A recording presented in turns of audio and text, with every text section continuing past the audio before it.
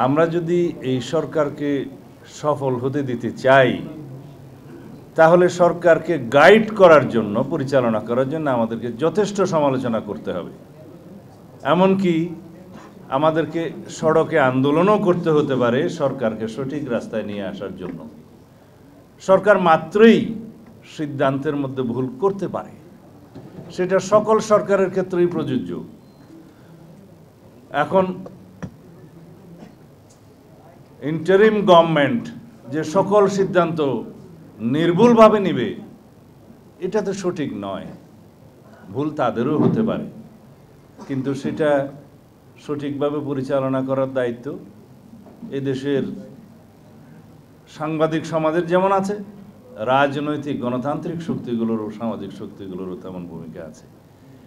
সেই জায়গা থেকেই আমরা এখন আমাদের দলের পক্ষ থেকে চিন্তা করছি যে সরকারের কিছু ভুল শুধরিয়ে সঠিক রাস্তায় এনে গণতান্ত্রিক রাস্তা বিনির্মাণের জন্য এবং একটি নির্বাচিত রাজনৈতিক সরকারের পথ পরিষ্কার করার জন্য খুব দ্রুত আমরা কিছু পদক্ষেপ নেব।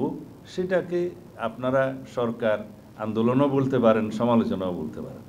অবশ্য মাননীয় প্রধান উপদেষ্টা মাঝে মধ্যেই বলেন যে আমরা বেশি বেশি করে যেন সমালোচনা করি, সরকার সঠিক পথে থাকে। এই সরকারের একটি সঠিক গুণ আছে, তা হচ্ছে সরকার মাঝে মধ্যে ভুল সিদ্ধান্ত নিলেও সমালোচনার মুখে সেই ভুলগুলো শুধরায়, গু ধরে বসে থাকে না।